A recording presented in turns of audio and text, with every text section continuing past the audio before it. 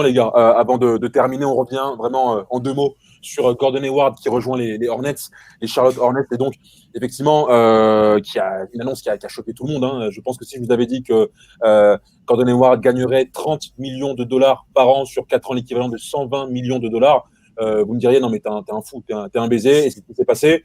Aujourd'hui, MJ tient sa star, une star déchue, qui va donc jouer aux côtés de la Melo Ball. Une réaction, Thibodeau? Pour moi, je prends ce transfert, ce trade, cette signature comme un abandon sur le plan sportif. Je pense qu'Hayward, il est arrivé à un point de rupture. Il est arrivé en tant qu'All-Star quand il est arrivé à Boston. Il sortait d'une saison de fou furieux avec Utah. Il est arrivé, il a eu. Je pense qu'on peut difficilement avoir moins de chance que ce mec-là, malheureusement. Premier match blessé. Bon, ok, saison blanche quasiment, il revient, blessure, etc. Il fait des playoffs où il est limite sixième homme. Il se blesse à nouveau pendant ces playoffs notamment.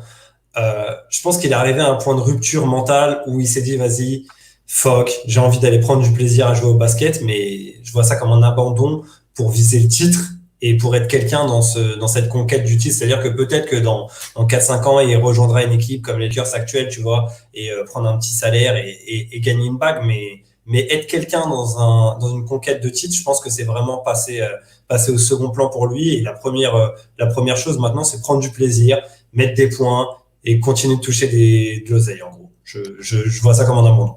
Alex, est-ce que pour toi aussi, tu penses que finalement, les grosses franchises pour Gordon Hayward, c'était trop? Que c'est finalement un joueur de petit marché? On en a parlé, toi et moi, en off. Le Gordon Hayward qu'on a connu et qui était étincelant, c'était le Gordon Hayward des Jazz, des Ouais. Utah Jazz. Est-ce que tu penses qu'il va retrouver un peu cet environnement-là du côté des Hornets? Bah après, encore une fois, peut-être attention à pas mettre les joueurs dans des cases. Peut-être qu'en le regardant, on aurait tendance à oui dire qu'il serait un joueur de petit marché, mais après, il a aussi répondu présent dans quelques grands rendez-vous avec les Celtics. Il a aussi fait des cartons, il a aussi fait des matchs à 35 points, il a aussi eu des très bonnes périodes. Alors oui, la plupart du temps, il a été blessé. Oui, il a enchaîné parfois des 10 matchs calvaires, ça lui est arrivé. Mais je pense c'est quelqu'un qui doit reprendre confiance, comme a dit Thibodeau, peut-être voilà, s'affirmer dans une franchise moins huppée, même si bon, quand même, il a MJ pour lui monter 2-3 joueurs autour, histoire que ça fasse une équipe potentiellement playoffable. Donc, moi, je le verrais bien aussi revenir, pourquoi pas ensuite, dans une franchise plus intéressante et obtenir ce qu'il mérite un jour, parce que ce genre de mec avec une histoire si compliquée avec le basket mérite quand même une bague, quoi. Ouais, C'est pas une bague, mais ah ouais, carrément, mais mérite une bague. Bah, c'est vrai qu'il faut quand même rappeler qu'il n'a pas demandé à être tradé. Enfin, du moins, au départ, la première option, c'était de faire un sign and trade avec les Celtics pour l'envoyer chez les Pacers. Sauf que les Pacers ne voulaient pas donner Oladipo, ne voulaient pas donner Miles Turner pour stopper Gordon Hayward. Ce qui peut être logique quand tu vois ces 2 dernières saisons.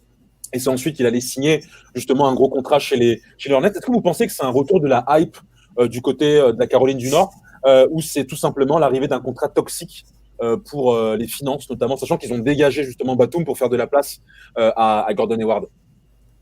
C'est pas toxique parce que c'est intéressant que tu utilises ce mot. Je pense que une des choses qui fera que son passage à Boston aura été négative, c'est la pression autour de son contrat. Parce que comme l'a dit Alex, honnêtement, il a été bon. Il a été bon à Boston. Il termine sa saison, il fait 17 points, 5 à 50% et à 38% à 3 points.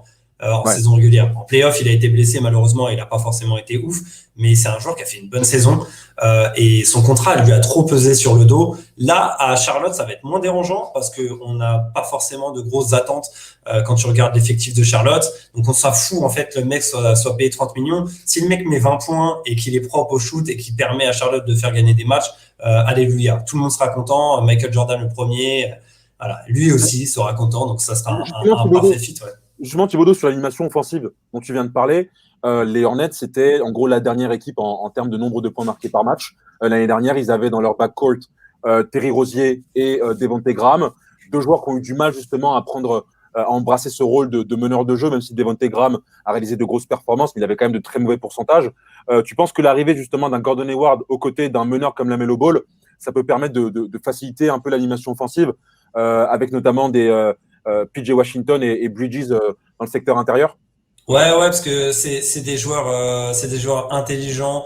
Ils ont une certaine science du basket où tu sens que c'est pas des croqueurs en premier lieu, notamment Gordon Hayward qui, comme je l'ai dit, tournait à 50% en mettant 18 points l'année dernière, donc 17 points et demi.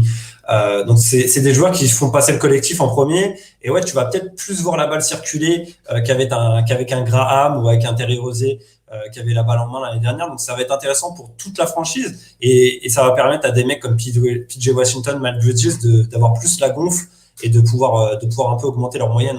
Ouais, surtout en plus de ça, je sais pas ce qu'en pense Alex, mais de voir un ancien assistant de Popovich comme James Borrego, d'avoir enfin des joueurs qui peuvent correspondre un peu à son profil type, de joueurs qui peuvent partager la balle, parce que Gordon Hayward, c'est un facilitateur, c'est pas un croqueur, c'est monsieur propre.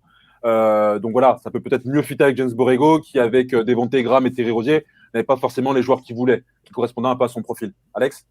C'est ça, et puis Terry Rozier et Devonte Graham. Bon, Devonte Graham, au-delà de son pourcentage assez dégueulasse, désolé pour le mot. On est d'accord. C'est pareil, c'est deux joueurs qui sont très frustrants. Terry Rozier, moi j'en attendais pas monts et merveilles quand même pas, mais on attendait qu'il entre dans une autre dimension, qu'il se responsabilise un peu par rapport à son passage aux Celtics, où là aussi il a été très frustrant parce que c'est quelqu'un qui est bourré de talent, on le sait, qui peut faire des performances de haute volée, et juste ensuite le match d'après, voilà, lui aussi te sortir des pourcentages inintéressants, même dans le jeu, ne pas donner beaucoup de passes. Enfin, voilà, des fois il avait vraiment un box score très très peu fourni, c'était décevant. Mais je suis d'accord avec toi, c'est le 59e scoreur de la ligue l'année dernière.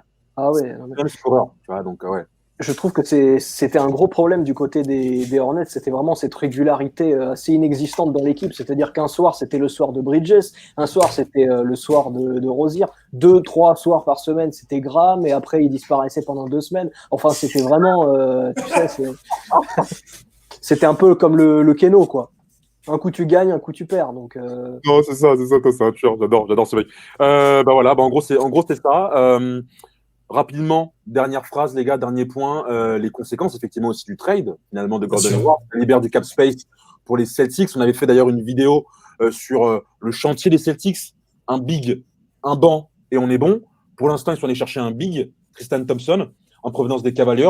Un mec qui a une bague, 2016, avec LeBron, le Canadien. Est-ce que vous pensez que c'est une bonne pioche? Et quel autre joueur vous pensez aussi, il y a aussi Jeff Teague en provenance d'Atlanta. Ouais.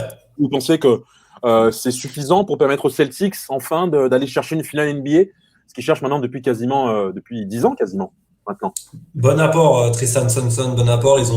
Ils ont un profil un peu plus comment dire, parce que Daniel Theis est très très bon, il est sous-coté, je pense. Il a rendu vraiment de bonnes copies avec Boston. Tristan Thompson est un peu plus dans le profil connu, gros rebondeur, capable de bien défendre, qui se la touche de temps en temps, mais quand les playoffs sont là, on l'a vu répondre présent par le passé. Et je pense qu'il a aussi envie de montrer qu'il peut exister en playoff sans LeBron James, parce que c'est un peu le poids qui pèse sur les partenaires de LeBron James, c'est qu'une fois qu'il est plus là, est-ce que tu peux continuer à exister?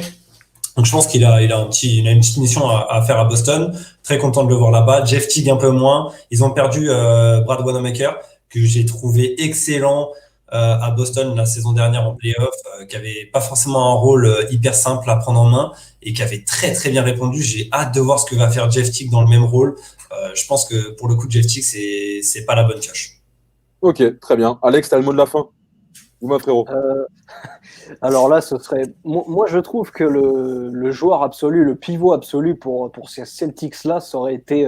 Mais bon, c'est très compliqué, évidemment. C'est Nikola Jokic, qui pour moi est vraiment la quintessence du pivot que j'aime voir, en fait. C'est ça, c'est un quarterback, en fait. C'est quelqu'un qui est à la fois très, très fort au niveau physique et qui peut vraiment te débloquer un match.